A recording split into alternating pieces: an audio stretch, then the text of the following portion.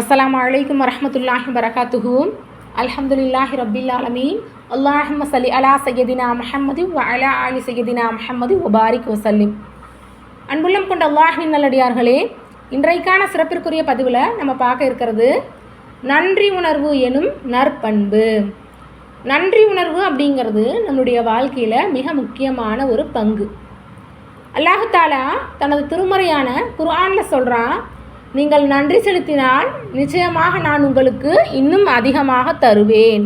இன்றைக்கி எத்தனை பேர் இறைவன் கொடுத்த அருட்கொடைக்கு நன்றி செலுத்துகிறவங்களாக இருக்கிறோம்? நமக்கு அல்லாஹ் தஆலா எவ்வளவு அருட்கொடைகளை கொடுத்தாலும் கூட மற்றவங்கள பற்றி மட்டும்தான் நம்ம சிந்திக்கிறோம். அல்லாஹ் தஆலா அவங்களுக்கு அதை கொடுத்துருக்கான், இவங்களுக்கு இதை கொடுத்துருக்கான், அவங்களுக்கு பெரிய வசதியை கொடுத்துருக்கா, பெரிய செல்வத்தை கொடுத்துருக்குறான், அவங்களுக்கு இவ்வளோ சந்தோஷத்தை கொடுத்துருக்கா அப்படின்னு மற்றவங்கள பற்றி மட்டும்தான் நம்ம நினைக்கிறோமே தவிர இறைவன் நமக்கு கொடுத்த அருட்கொடைக்கு நம்ம நன்றி செலுத்துறதுக்கு மறந்துடுறோம். காசு, பணம், வசதி, செல்வம் இது மட்டும்தான் அருட்கொடையா? கிடையவே கிடையாது. இன்றைக்கி அல்லாஹ் தஆலா நம்மளைய எந்த பிரச்சனையும் இல்லாமல் ஆரோக்கியமாக படைச்சிருக்கான் அப்படின்னாலே அது ஒரு மிகப்பெரிய அருட்கொடை தான். ஏன்னா எத்தனையோ பேருக்கு கண் இல்லாமல், காது கேட்காம, வாய் பேச முடியாமல், கை இல்லாமல், கால் இல்லாமல் எத்தனையோ பேர் எத்தனையோ பிரச்சனையோடு இன்றைக்கி இருக்காங்க. ஆனால் அல்லாஹ் தஆலா நம்மளைய எந்த பிரச்சனையும் இல்லாமல் ஆரோக்கியத்தோடு படைச்சிருக்கான் அப்படின்னா அது ஒரு மிகப்பெரிய அருட்கொடை. நம்மளுடைய உடலில் ஒரு சின்ன அசௌகரியம் இருந்தாலும் கூட நம்மளால் தாங்க முடியுமா? முடியாது. ஒரு சின்ன நரம்பு மிஸ்டேக்காக இருந்தாலும் கூட நம்மளுடைய உடல் சரியாக இயங்குமா? இயங்காது. ஒரு சின்ன அடிபட்டுருச்சு, ஒரு சின்ன காயம் பட்டுச்சுன்னா கூட நம்மளால் தாங்க முடியாது. எல்லா பிரச்சனையும் இருந்து பாதுகாத்து அல்லாஹ் தஆலா நம்மளைய ஒரு நல்ல ஆரோக்கியத்தோடு படைச்சிருக்கான் அப்படின்னாலே அது மிகப்பெரிய அருட்கொடை தான். நம்ம மூச்சை உள்ளிழுத்து வெளியே விடுறோம் அப்படிங்கிறதே ஒரு மிகப்பெரிய அருட்கொடை தான். அதனால் அந்த அருட்கொடைக்கு அல்ஹம்துலில்லாஹ் அப்படின்னு சொல்லி நன்றி செலுத்துங்க. இன்றைக்கி எத்தனையோ பேருக்கு தாய் இல்லாமல், தகப்பன் இல்லாமல், நல்ல உறவினர்கள் இல்லாமல், நல்ல நண்பர்கள் இல்லாமல் இருக்காங்க. ஆனால் அல்லாஹ் தஆலா நிறைய பேருக்கு தாய் கொடுத்துருக்கான், தகப்பனை கொடுத்துருக்குறான், உறவினர்களை கொடுத்துருக்கான், நண்பர்களை கொடுத்துருக்கான். இதுவே ஒரு மிகப்பெரிய அருட்கொடை தான். குழந்தை பாக்கியத்தை கொடுத்துருக்கான். அப்படி இதுவே ஒரு மிகப்பெரிய அருட்கொடை தான். அந்த விஷயம் இல்லாதவங்கள்ட்ட கேட்கும்போது தான் தெரியும் அதனுடைய அருமை என்ன அப்படிங்கிறது. உலகத்தில் தாய் தகப்பனோட, நண்பர்களோட, உறவினர்களோடு இருக்கிறதுங்கிறது ஒரு மிகப்பெரிய அருட்கொடை. அந்த அருட்கொடைக்கு நன்றி செலுத்துங்க இறைவனுக்கு. அல்ஹம்துலில்லாஹ், அல்ஹம்துலில்லாஹ், புகழ் அல்லாஹ்விற்கே அப்படின்னு சொல்லி நன்றி செலுத்துங்க. எல்லார்கிட்டையுமே எல்லா விதமான விஷயம் அருட்கொடையும் இருக்கிறதில்ல. நம்மக்கிட்ட இருக்கிற ஒரு விஷயம் மற்றவங்கக்கிட்ட இருக்காது. அதே மாதிரி மற்றவங்கக்கிட்ட இருக்கிற ஒரு விஷயம் நம்மக்கிட்ட இருக்காது. இறைவன் நமக்கு ஒரு விஷயத்தை கொடுக்கல அப்படின்னா அதில் ஒரு நல்லது இருக்கும். ஒரு விஷயத்தை நமக்கு பிற்படுத்துகிறான், ஒரு நல்ல விஷயத்தை நமக்கு பிற்படுத்துகிறான் அப்படின்னா அதில் ஒரு நல்லது இருக்கும். இல்லை அந்த விஷயத்தை நமக்கு கொடுக்கவே இல்லை அப்படின்னா அல்லாஹ் தஆலா மறுமையில் அதற்குண்டான கூலியை நமக்கு கொடுப்பான். நம்மக்கிட்ட இல்லாத விஷயத்தை பற்றி யோசிக்கிறத விட இருக்கிற விஷயத்தை நினச்சி நீங்கள் அல்லாஹ் தஆலாவுக்கு நன்றி செலுத்துங்க.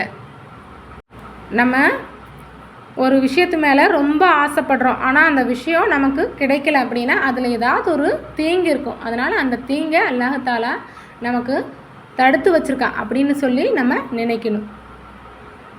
நம்ம இரவு தூங்கி காலையில் எந்த பிரச்சனையும் இல்லாமல் எந்திரிக்கிறோம் அப்படிங்கிறதே ஒரு மிகப்பெரிய அருட்கொடை தான். அதே மாதிரி 3 நேரம் சாப்பிட்றோம், நல்ல நிம்மதியான தூக்கம் தூங்குகிறோம் அப்படின்னா அது ஒரு மிகப்பெரிய அருட்கொடை. ஏன்னா இன்றைக்கி நிறைய பேர் நிம்மதியான தூக்கம் இல்லாமல் இருக்காங்க, தூங்குறதுக்கு இடம் கூட இல்லாமல் இருக்காங்க. அதே மாதிரி 3 நேரம் சாப்பிடக்கூட அவங்கக்கிட்ட வசதி இல்லாமல் இருக்காங்க.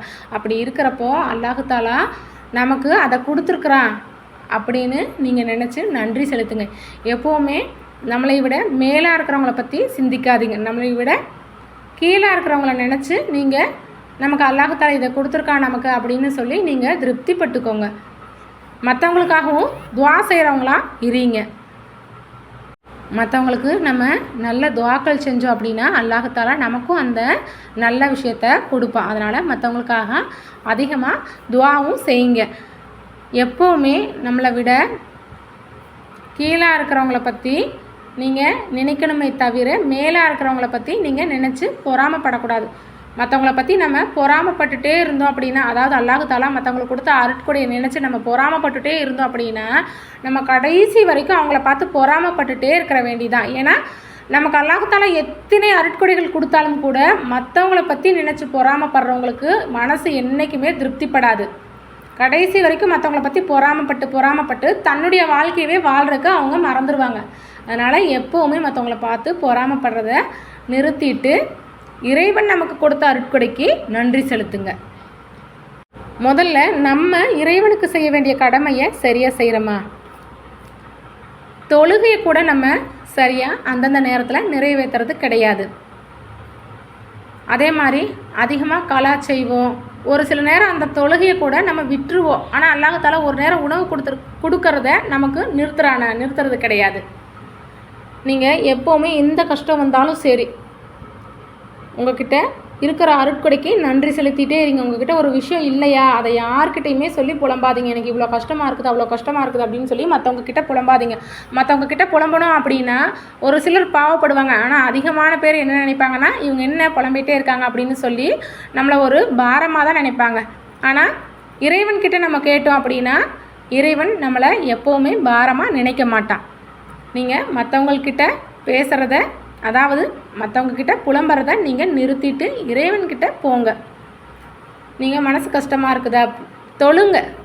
அதே மாதிரி குர்ஆன் எடுத்து ஓதுங்க. நீங்கள் தொழுதிங்க அப்படின்னா நீங்கள் இறைவன்கிட்ட பேசுகிறீங்க. நீங்கள் குர்ஆன் எடுத்து வச்சு ஓதுனீங்க அப்படின்னா இறைவன் உங்ககிட்ட பேசுகிறான்.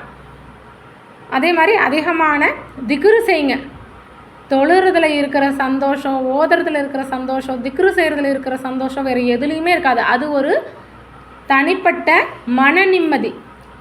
திக்ரு செய்கிறதுலையும், குர்ஆன் ஓதுறதுலையும், தொழுகிறதுலையும், தர்மம் செய்கிறதுலையும், அதிகமாக இறை வழியில் போகிறதுலையும் இருக்கிற மன நிம்மதி உலகத்தில் வேறு எங்கே தேடினாலும் கிடைக்காது.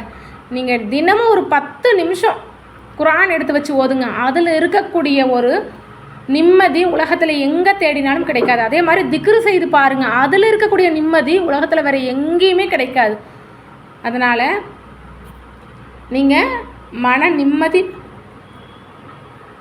இருக்கிறதும் மன நிம்மதி இல்லாமல் இருக்கிறதும் உங்கள் கையில் தான் இருக்குது. மற்றவங்கக்கிட்ட நீங்கள் சொன்னால் உங்களுடைய குறைகள் கண்டிப்பாக தீராது. இறைவன்கிட்ட சொன்னால் மட்டும்தான் தீரும். மற்றவங்கக்கிட்ட சொன்னால் மற்றவங்க நமக்கு கொடுத்துருவாங்களா? கொடுக்க மாட்டாங்க. இறைவன்கிட்ட கேளுங்க. இறைவன் என்கிட்ட கேளுங்க, நான் கொடுக்குறேன் அப்படின்னு தான் சொல்கிறான். தன்னிடம் கேட்காதவர்களிடம் இறைவன் கோபித்து கொள்கின்றான்.